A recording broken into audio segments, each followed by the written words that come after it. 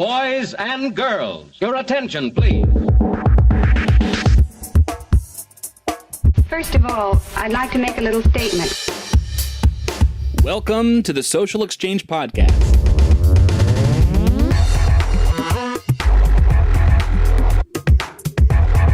All of your friends are welcome. Once you learn the basic rules, it isn't really so complicated, is it? Good manners make good first impressions. It's a simple enough matter to give people you meet plenty of room to pass. Try to understand another person's viewpoint. That's a rather simplified suggestion of a complex mental process, but you get the idea. Happy New Year, everybody, and welcome to the Social Exchange Podcast. My name is Zach Rhodes. I'm your host, and I co-produce the program along with Aaron Ferguson. Today, you'll hear my interview with Dr. Christopher Chabris. Christopher wrote a pretty famous book, along with Daniel Simons, called The Invisible Gorilla and Other Ways Our Intuitions Deceive Us. The book itself was named after an experiment that we'll talk about in the interview. You can actually try it on YouTube. I'll leave a link in the show description. Although, I think you can just search in YouTube or just anywhere for The Invisible Gorilla, and that experiment will pop right up, and you will be the subject of the experiment. Many of you have tried it already, because I posted it on social media, or you've otherwise heard of it, and like me, you had this feeling as though you just may as well leave your brain at home before you go out into the world. Which is good, you know, that counterintuition that you'll experience once you've tried the experiment, that is in part what Christopher talks about in the book. But it's not the whole picture. What you'll take away from the book, and hopefully from our talk today, is the nature of reality is richer than that which we observe. Our intuitions, including our memories, our attention span, knowledge base, emotions, they're all very useful. They're what help us enjoy what it is to be human. But we can be even greater than our intuitions if we're willing to admit that the things we notice in each moment are rarely the whole story, if realistic in the first place. What we remember about the past, what we notice in the present, and what we predict about the future, while these are all valid in the theater of our own imaginations, they do not always yield real-world applications. Anybody following the current political landscape right now is sure to have noticed this. So I talked with Christopher Chabris about a sad truth, namely that I am not the center of the universe, and I'm not even always right about everything, if anything, and neither is he, and neither are you. And he makes a great case that being honest and having a constructive attitude towards these truths, they can help us become more cognitively aware as individuals on the one hand, and on the other, being honest about these truths and aware of them can turn our communities and corporations, society, into something greater than the sum of our parts. So I hope you use the concepts today that we talk about as fuel to fulfill your New Year's resolutions. I hope that you'll enjoy this interview with Dr. Christopher Chabris.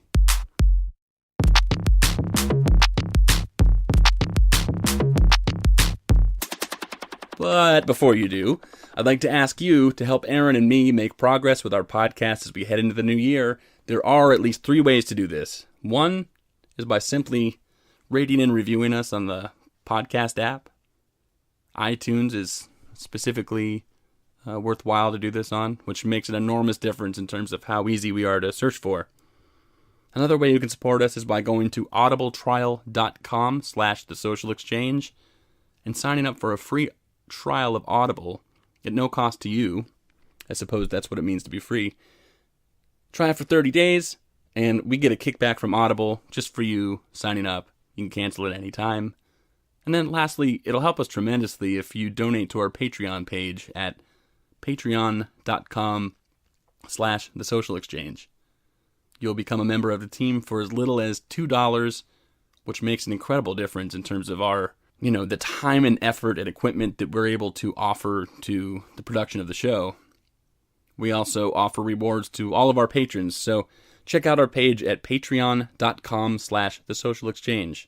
And before we launch into the interview, I want to thank our patrons: Anne Earl, Inigo, John Holt, Layla Ferguson, Mary Kay Villaverde, Michelle, Nancy, Sean Holt, Regina Ferguson, Timmy Tucker, Christian, Thomas Rhodes, Marjorie Israel, Diane T., Trevor, and Kathleen Cochran. We at the Social Exchange Podcast wish you all a prosperous, productive, and fallacy-free new year.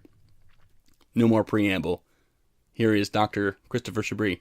Welcome to the Social Exchange Podcast. I'm here with Christopher Chabris. Christopher is a professor and researcher in cognitive psychology. He's co-author of the book, The Invisible Gorilla. Christopher, thank you for talking with me today. Thanks for having me on. So, as I mentioned, and I think as many listeners are probably aware, you and, was it Daniel Simon, wrote the very popular book, The Invisible Gorilla. It would probably be still fascinating, but I think it would just be a lazy interview if I had to explain chapter by chapter the concepts in your book. But maybe we can use the book as a launch pad for exploring the concepts that you research, namely cognitive illusions, collective human intelligence, and individual differences in thinking and decision-making. But before we get into it, could you give listeners just an idea about your background and talk about how you became involved with your current work? Sure. So I'm a cognitive psychologist, as you said. Sometimes I call myself a cognitive scientist. I have a Ph.D. in psychology that I got at Harvard University. My undergraduate degree is in computer science.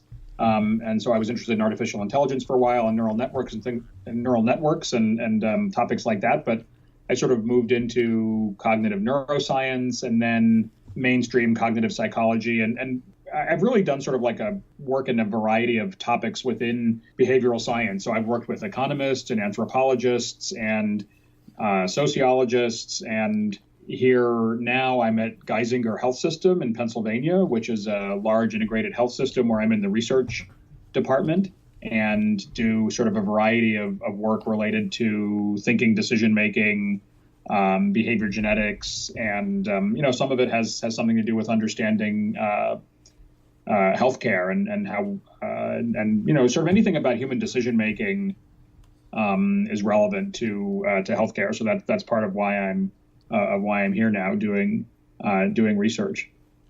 You do a ton of research and writing. Your book, The Invisible Gorilla, and just The Invisible Gorilla Experiment seem to be most famous, so I think we can't avoid that. Can we start there? Would you describe the experiment and what it suggests with regard to selective attention? Sure. So Dan Simons and I did this experiment when I was a graduate student at Harvard, sort of close to finishing up my PhD, and Dan was a new faculty member. He had just become a professor. And turns out our offices were down the hall from each other. And I was actually working as the teaching fellow or teaching assistant for a course that Dan was teaching on how to do experiments in psychology. And Dan had the idea that the students in the course should all collaborate together on a single experiment. And he knew about this previous research from way back in the 70s. By the way, this was the late 90s when we were doing this at Harvard. Way back in the 70s, Ulrich Neisser, who was one of the pioneers of cognitive psychology and made many sort of fundamental discoveries and contributions, had done some sort of strange experiments where he found that people could fail to notice, what seemed to him like fairly obvious things. So we decided to do a version of one of his experiments where we recorded videos of people passing basketballs back and forth. And in the setup that we had, there were 6 people, 3 wearing white shirts and 3 wearing black shirts. And all these people were in the video frame at all times. And the people in white shirts passed a basketball around, and the people in black shirts passed a basketball around, and they all moved around and walked around and sort of weaved in and out of each other. And what we did was we recorded a video of this that lasted, 60 or 70 seconds, and later asked participants in our experiment to just watch this video and count the number of times they saw one of the teams, let's say the team in white shirts, pass the ball. Just silently count in their head. And what we didn't tell them in advance was that halfway through the video, something unusual happened. And in the most famous version of this, a person in a gorilla suit walks right through the middle of the basketball players, turns to thump its chest at the audience, and then walks off. And we had a lot of different versions of this and different conditions of this experiment. But the main finding was that when people are paying attention to the people passing balls and counting the number of times they do that, which is an attention-demanding task, they are surprisingly likely to completely miss the gorilla, to not notice it at all, even though it can be on the screen for up to 9 seconds, which is a long time for something to be on the screen and actually sort of trying to get your attention, and yet for you not to notice it. So the failure to notice this salient object, or sort of any salient object, because your attention is occupied with something else, is known as inattentional blindness. So due to inattention, failure to pay attention, namely paying attention to something else, failure to pay attention to the unexpected thing, it is as though you are blind to it. You sort of completely don't see it. Obviously, like the light rays from it, hit your eye and your retina and, cause, neurons to fire in your brain, but somehow you just don't perceive that thing was there. And it surprises people when they see what they actually missed. When you play the video back for them and then say, don't count the passes now, just watch the video, they all immediately notice the gorilla, and a lot of them say, how could I miss that? And accuse us of tricking them with like a separate video and so on. And this experimental effect is very robust. Anyone can take this video and use it as a classroom demo or show it to their friends and family. Many TV producers have used it to, on their shows and everything like that. And there are other versions of it as well that use different stimuli.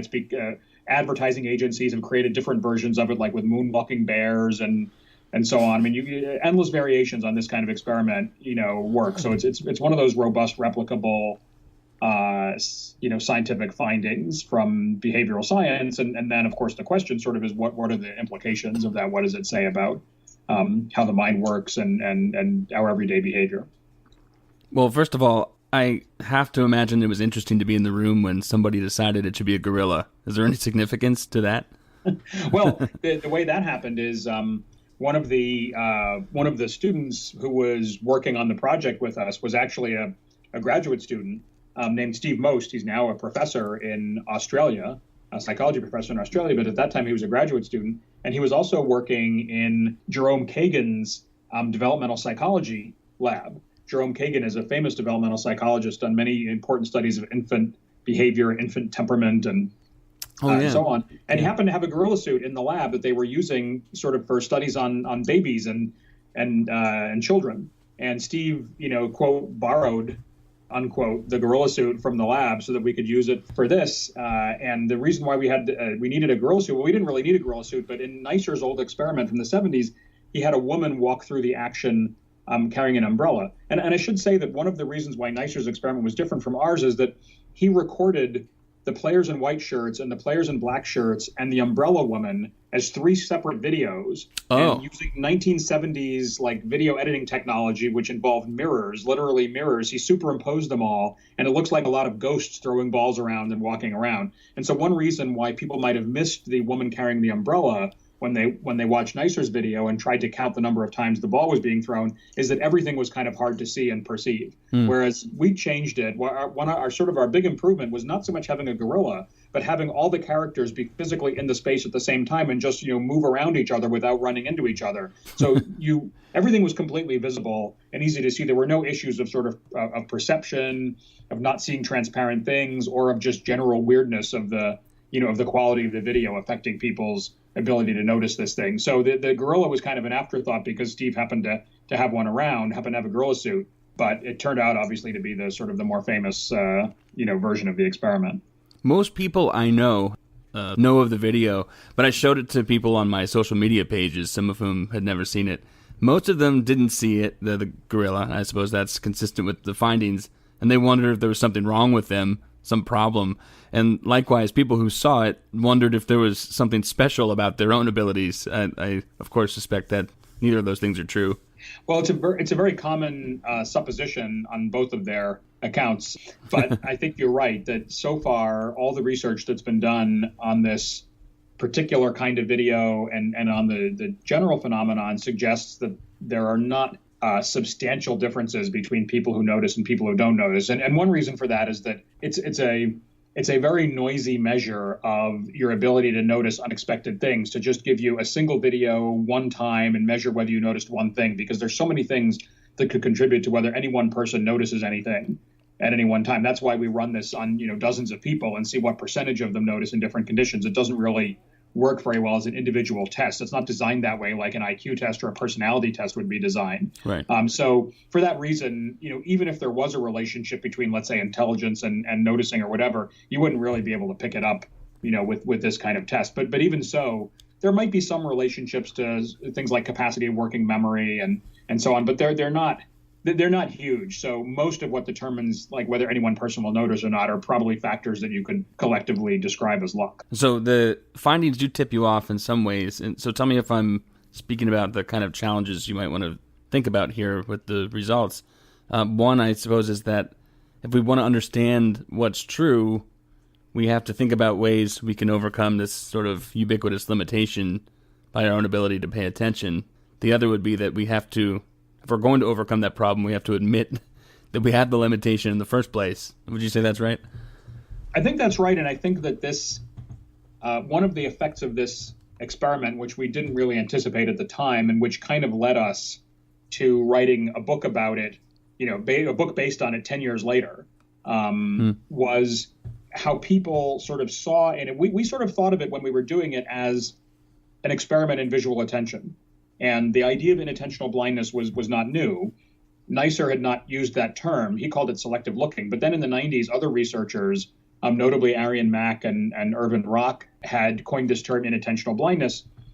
They were using much different kinds of experiments to show it. We really sort of produced a very dramatic demonstration of how lengthy and salient events could be missed. But the way other people interpreted it originally didn't occur to us. And they really did interpret it kind of like you are, as sort of like, an insight into the limitations of our own, abilities and our own perception, like a somewhat profound insight, which we didn't realize actually. So, we started hearing that people had been shown the video in, law school classes or business school classes or in various contexts where we sort of never imagined that it would be, as relevant as it turned out to be. So I think it does reveal to people that their mind's perception of the world and also their mind's understanding of itself, is not as good as you would think, because most people think they would notice something like this. So most people have sort of like an incorrect, view, or as we would say, an illusion about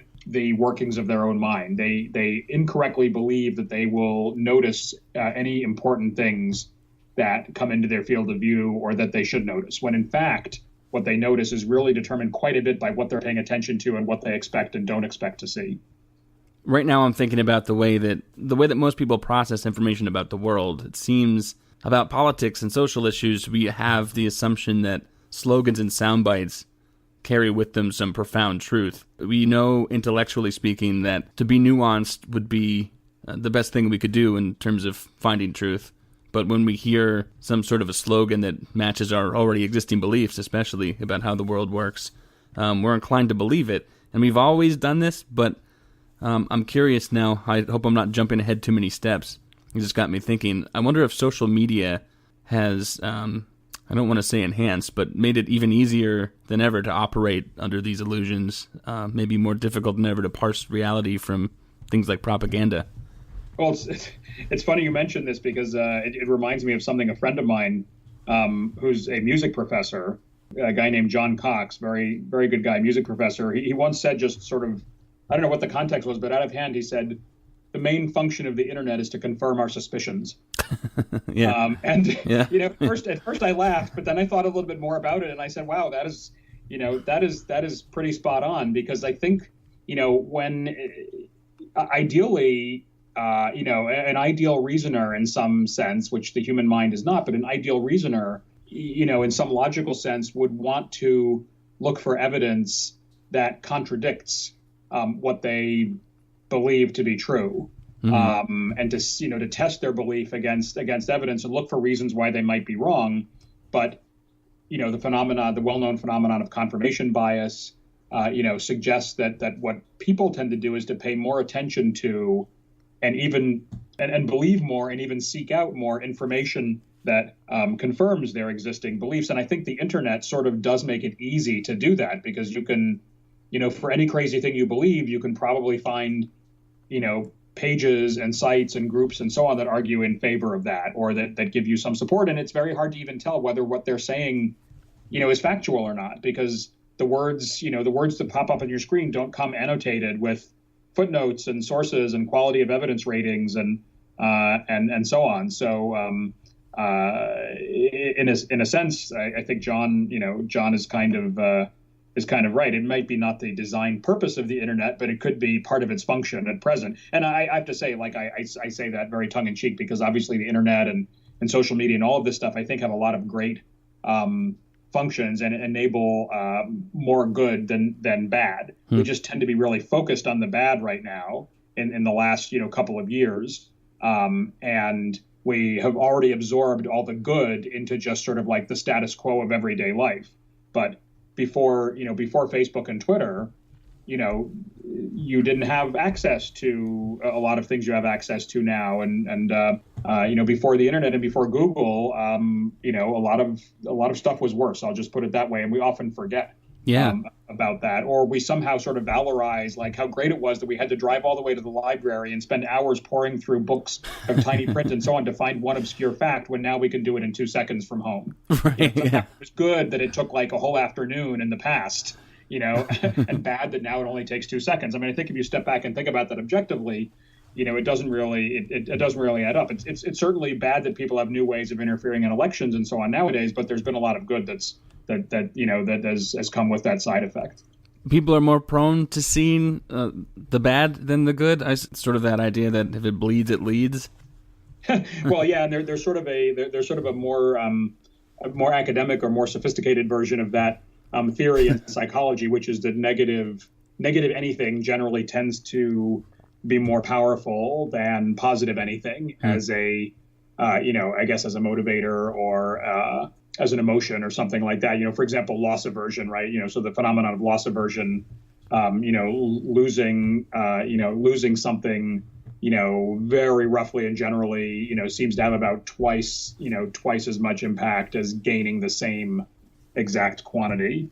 And there are lots of examples of that as well, of negative emotions sort of being more powerful and so on.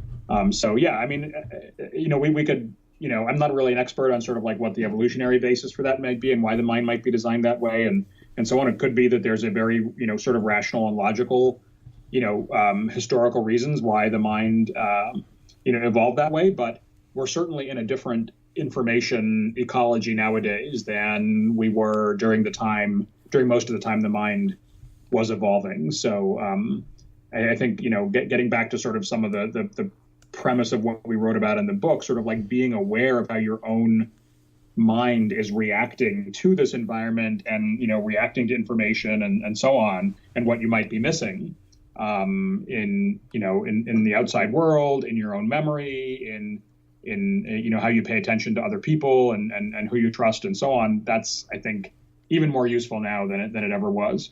So what are some ways around that, or some ways to front load this cautiousness that we ought to have, or maybe triangulation that we ought to do to make sure that we are seeing things correctly? Well, it's not. I mean, I don't want to trivialize it and say it's easy. It's not like there's sort of like some simple like 3 steps you can take, or even if they were, then the tough thing would be making it a habit, to do that. So I can sort of give some suggestions, but I think the tough part is actually making it a habit. How do you build this into your routine? Well, yeah, I mean, one thing I like to try to do myself, I mean, it's kind of hard to do it, but I like to try to do, for example, is just try to consume news and ideas from different sources and ones that don't necessarily agree with each other. Right. So, if you like to watch Fox News, steel yourself and watch MSNBC for a while, and try to be open-minded about it, or vice versa, or watch CNN and read both the New York Times and the Wall Street Journal, check out National Review as well as the Atlantic and Vox and so on, or whatever. There's some sites you can go to that sort of tell you sort of like what the ideological distribution of things are, and you can sort of like find things that might disagree with you. I kind of I think really, I mean, and by the way, a lot of what I'm saying now is not really, I think, terribly well informed by specific cognitive psychology research. So we're now getting into like a blend of my own opinions and experiences and so on, and what research actually says. But I think becoming suspicious of ideology is important. So if you find yourself if you find yourself agreeing with one group of people too much, you should be suspicious that somehow you're not thinking things through carefully enough. And I think another important mental habit is to always ask as much as possible, how do you know something that you think you know, or how do they know something that they're claiming or trying to convince you of? Because, one thing that I think is true is that people in general are overconfident about what they know, about how well they understand things, and also about how well we understand cause and effect. And that's like sort of 3 chapters in our book right there: are confidence, the illusion of knowledge, and the illusion of cause. And so you've just sort of got to always keep in mind that the confidence and the certainty that people express are usually out of proportion to the amount of evidence they actually have, or the degree to which you should believe them. It doesn't mean they're like the opposite. It's not like everyone's always trying to lie to you and deceive you. And if they say, if they say black, you should think white, and vice versa. But it's just that they will often assert things based on, very little evidence. They'll assert, very powerful claims. And you've got to be, sort of, I think, as much as possible awake to that possibility. It doesn't mean you should be a cynic and think that there's no evidence for anything and everything's a matter of opinion and so on. It's just that you need to be more skeptical of claims, especially strong claims. And sadly, especially when they come from politicians and people trying to sell you things. Yes, the good point. It's much easier, or we latch on to people who are confident, or trust people who are confident more than necessarily people who are nuanced, broadly speaking. For me, even, it becomes exhausting to try to make sure that I'm being nuanced. So there does have to be sort of a low-resolution idea that I have about the world and people I can trust. I suppose the first people who can go are politicians. Well, we need politicians. Unfortunately, someone's got to, someone's got to hold the elected offices, and yes, democracy is a horrible way of picking them, except for all the other ways, right? Exactly. Yeah. Yeah. So, I mean, and certainly, like, confidence is very appropriate in some situations, right? Like in the military, right? I mean, you need, you need some confidence. I mean, imagine. I was just talking earlier today to someone about this. Like, imagine all the confidence and trust that's necessary, to go and have surgery. Like you go to some strange building and you check in and, you let them take off all your clothes and, put you to sleep and cut into your body and rearrange things. And you just trust that you're going to wake up and it's all going to be better in the end. First, I'm never going to sleep again, by the way. So. Well, yeah, exactly. That's really what's happening, right? Yeah. And you sort of hope that in a way you sort of want the surgeon to express confidence. You don't want a surgeon who says, yeah, we'll cut you open and see what happens. And of course, often, they're, to some extent, confident. I mean, confidence usually is connected to skill and ability and accuracy and so on. So it's not a terrible heuristic. It's just that we often over rely on it when we shouldn't. So, for example, eyewitness testimony, which we talk about in the book, and which many researchers in cognitive psychology and and memory have worked on quite a bit. A lot of evidence from the field of eyewitness testimony suggests that we put too much confidence in eyewitnesses relative to how accurate they're actually likely to be. And in our own memories, we do the same thing. We often believe that our own memories are more accurate and detailed and objective and permanent than they really are. We've got a lot of sort of survey evidence on this, where we ask people sort of how do they think of memory? Do they think it works like a video recorder, sort of faithfully, recording everything so you could just review it later? A lot of people tend to endorse that, and that's really nothing like how memory works. It's kind of like the experience of retrieving a memory, where you can sort of retrieve vivid memories and so on. But the fact that you retrieve these vivid memories doesn't mean that they're accurate reflections of what happened. It turns out they're often sort of mashups of lots of different things from different sources, and you don't know where all that stuff came from. Isn't that crazy? I interviewed this man, Mark Pendergrass is his name, great author. He's done a lot about recovered memories, false memories, and so on. Yes, and he's a friend of mine. We live close to each other, and I had him on to talk about Memory Warp, that book, and which was fabulous.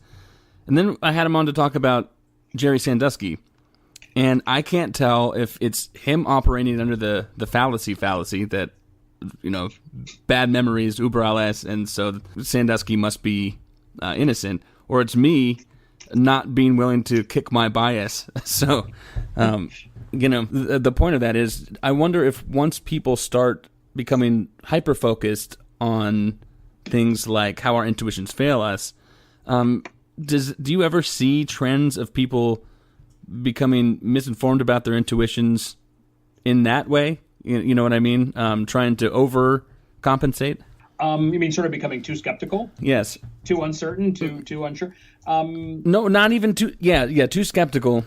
But, per Pendergast, writing about Sandusky, my question the whole time, at least in the back of my mind, was, how can I tell that you're not just prone to blaming bad memory, rather than really good at accessing the information about what makes something a false memory? I don't know that there's really a good, way to determine that on a case-by-case basis. We all have to trust some people sometimes and figure out, who to trust and what data sources seem more credible and so on. I mean, I do think I get what you're saying in that it's possible to sort of drink too much of the, false memory Kool-Aid and think that memory is so untrustworthy that we can't ever, rely on it for anything.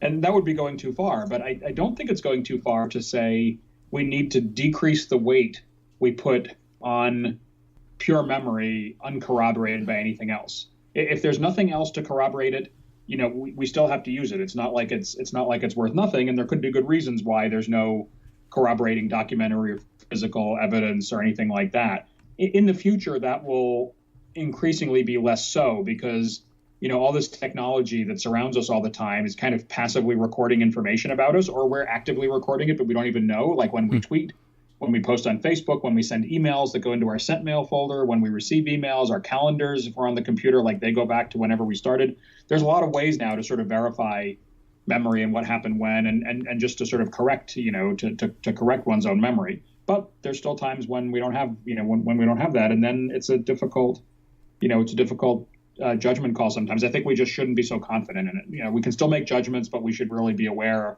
that we're trusting memories that if they don't independently cross-corroborate each other might not be accurate. So memory and attention and things like that are not all or nothing, and they're not always what we think they are. Do human beings have any truly, this might sound silly, but any truly reliable intuitions or circumstances at which maybe we could use those intuitions the most fruitfully? Well, I think, sometimes in psychology, it seems like we focus on the mistakes people make and when human thinking and human mental faculties fail. And the reason for that is not because humans are terrible and the mind is terribly designed and, we're all stupid and have bad memories and don't pay attention or anything like that. That's not the reason why psychologists do that. The reason why is that, well, there's two reasons why, I think. Two main reasons why. One is historically there's been a model of the mind as sort of like a rational computational device.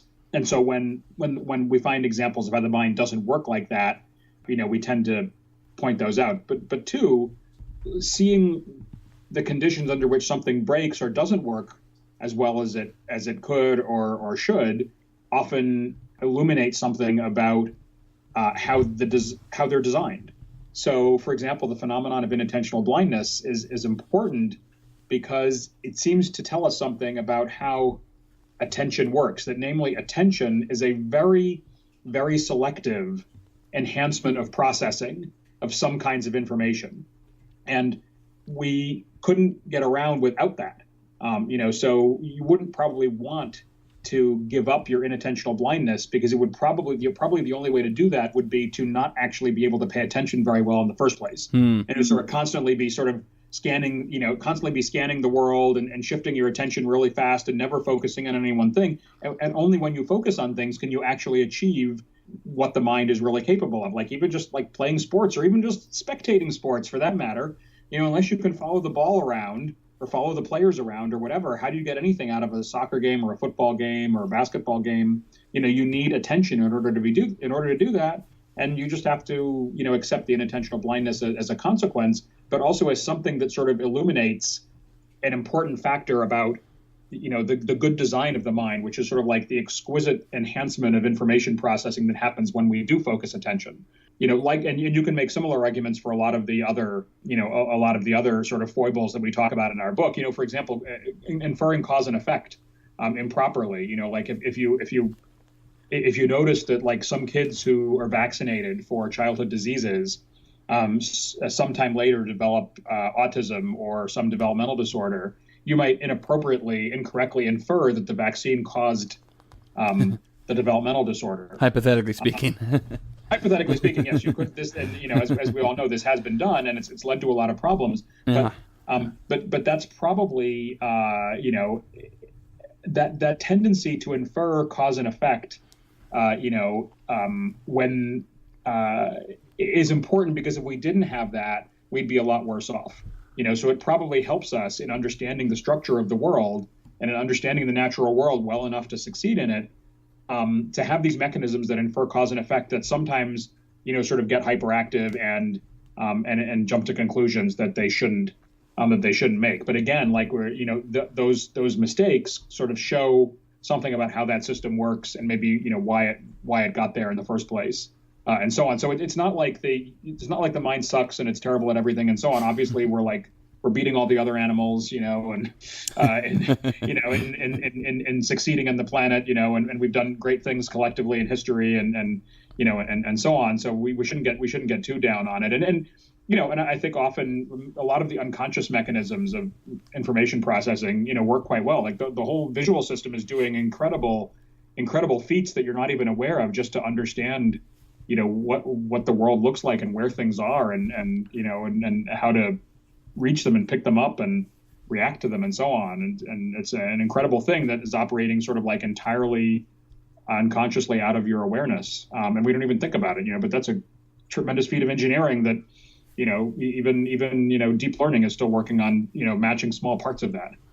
There's an argument to be made that we are good at acting collectively. Well, relatively speaking, and you do a lot of research about collective intelligence, differences between cognitive abilities within whole groups.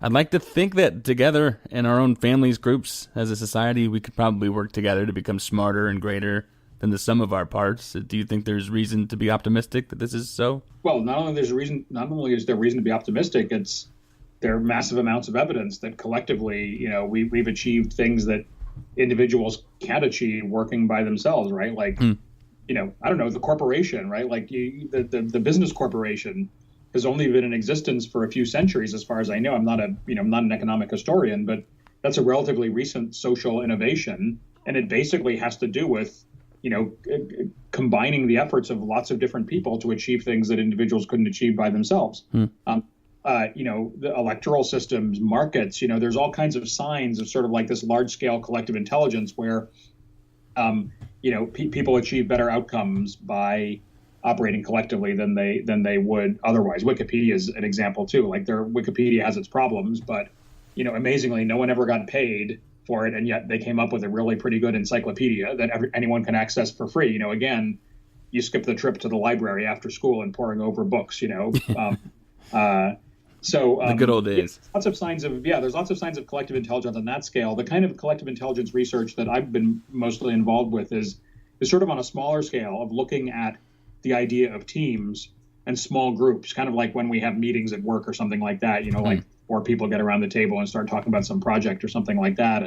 And our research looked at the question of whether there are some groups, and again, I'm talking about small groups or teams, that are smarter than others. Meaning just in general, they work better together, they solve more problems, they come up with better solutions, better decisions. And basically we found the answer is yes.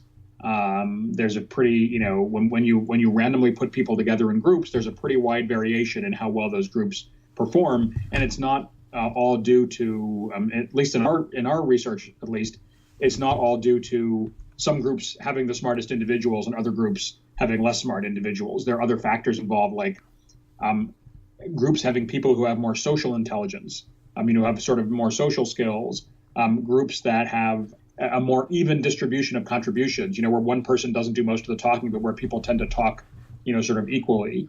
Also groups with more women in our data tend to do better on our test of collective intelligence, probably partly because they tend to have slightly higher social intelligence as well. So we tried to find, some factors that seem to that seem to matter for making groups smarter than others.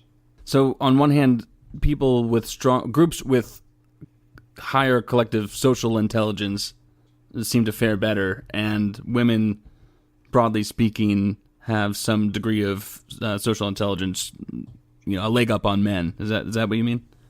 There's a lot of data that suggests that. I mean, I think it's not as clear cut as it might be, and I think if there's probably a small, women are slightly better than men in individual social intelligence. They're somewhat better at recognizing faces, like remembering whether they've seen a face before or not. Maybe slightly better at inferring emotions or mental states from people's faces, things like that. And I think that sort of like all adds up to a little bit more, a little bit more collectively intelligent group. When you have people like that, whether they're women or men who are highly socially intelligent, they're better at understanding and keeping track of what other people are thinking, of what other people are feeling, maybe of exchanging information by other channels, with sort of subtext or facial expressions or whatever, than someone who is worse in that skill. But it's not as though that's the only thing that matters. Obviously, like for certain problems, you need people who are expert in certain areas, and you also generally need,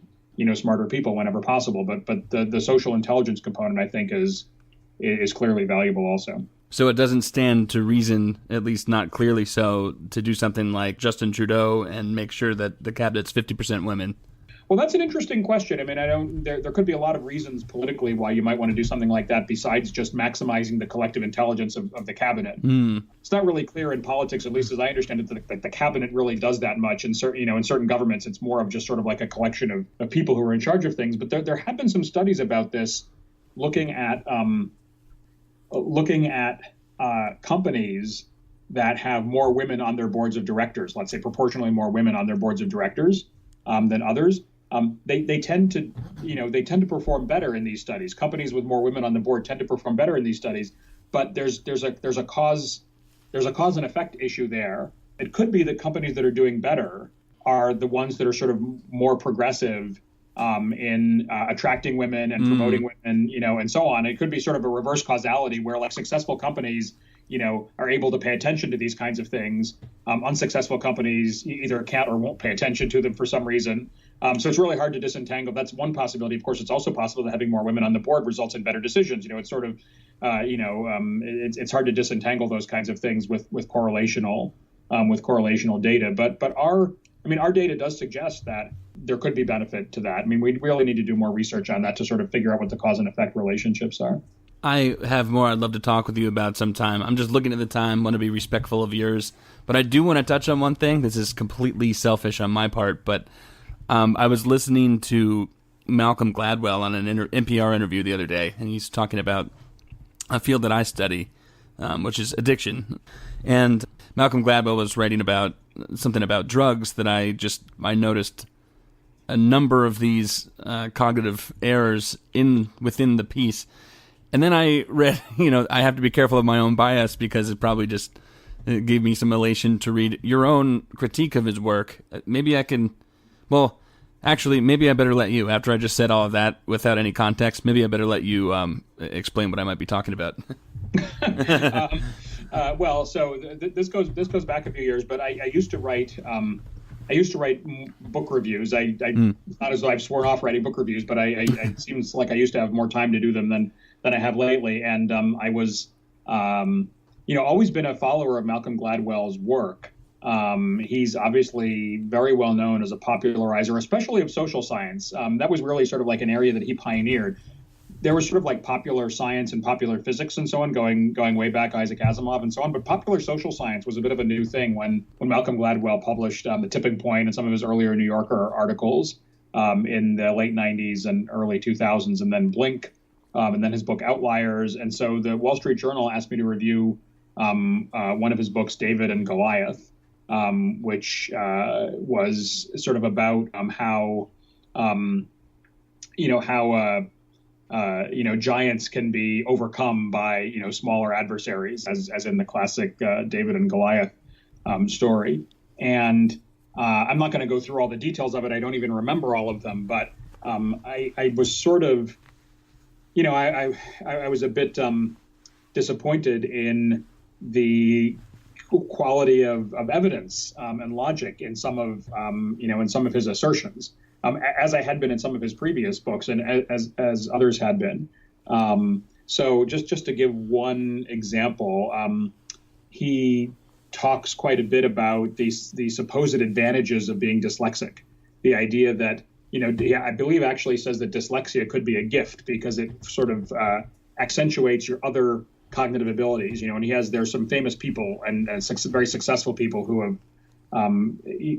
been dyslexic and yet have achieved great success. And if you interview them, they'll say, well, my dyslexia made it hard for me to read and so on, so I learned to have really good memory, or I learned to pay more attention to something else, and so on. And it's all quite nice, except that there's other evidence that isn't mentioned at all. Like dyslexia is many times more common among prisoners than it is among the general population, which suggests that, although there might be a few people who claim that dyslexia was some kind of cognitive gift, for most people it's a cognitive burden, and one that, makes it harder for them to succeed in life. I mean, unfortunately, that's just sort of one example, and generally sort of the tendency to sort of pick out,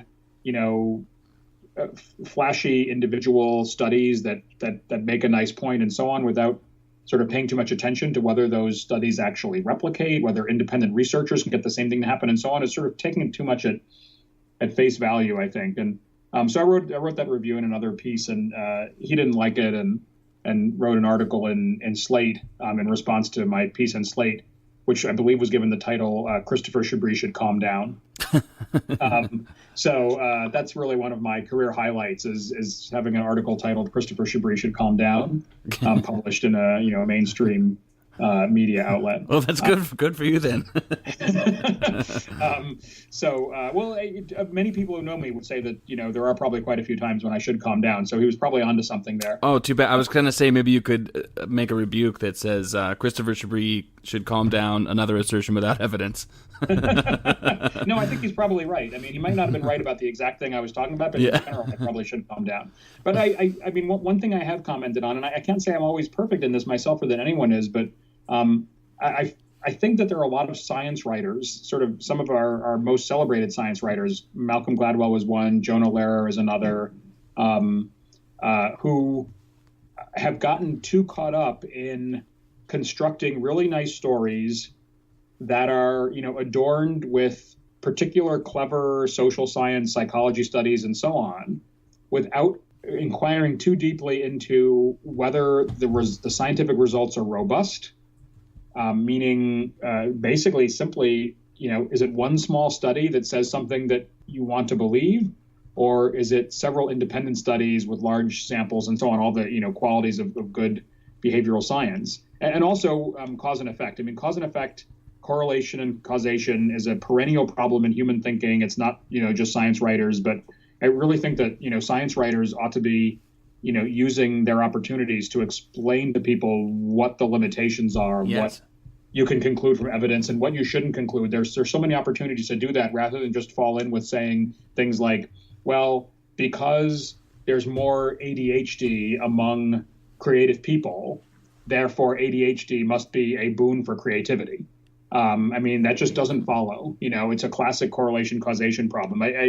It's a similar one to the dyslexia example that we were talking about before, and there are many others, but it's just a classic problem where it sounds so good, it's so counterintuitive, it's interesting, it's uplifting, and so on, but the evidence just isn't really there. That's such a good example, because he had an opportunity there to say something like, we can, as a society, work with people who have, let's say, dyslexia, so that they can reach their full potential, rather than saying that if you have dyslexia, you have a gift. Because it seems to be true, actually, conversely, that people who have dyslexia and are successful are so despite the dyslexia and not by virtue of it. So, I think that's fair to say, and one can only imagine how much more successful some of these obviously highly intelligent, very focused, motivated people could have been if reading had been easier for them. Right. So like you say, there's something to be said for capturing something in a soundbite or a really good story, but perhaps it should always come with being above board with limitations. Yeah, and it's hard because a good story is sort of a good story precisely because it kind of offers a compelling narrative that doesn't have a lot of exceptions and caveats and footnotes and so on. Like, footnote 1, incidentally, beanstalks can never grow this high, as they do in this fairy tale, and so on, right? I mean, but we know when we're being told a fairy tale, we don't expect to be told a fairy tale when we're reading, a science book or a social science book or something like that. Right.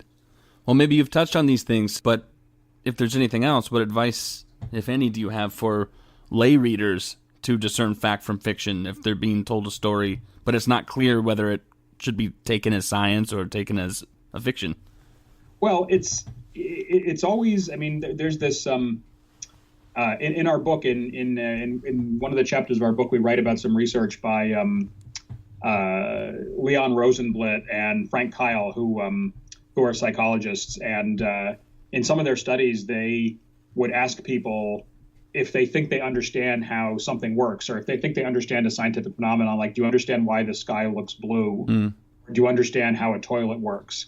And often people would sort of give themselves fairly high ratings on how much they understood those phenomena or objects. But then if you ask them to explain it, or basically to say how they know it or explain actually how, and you sort of keep on asking these why questions, these like irritating why questions, you don't need to ask too many of those questions before you completely exhaust people's store of knowledge. And often they can't even answer one, why question. And I'm not putting myself above anyone else here. Like, I don't think I can explain how a toilet works, even though I've looked inside them, Yeah.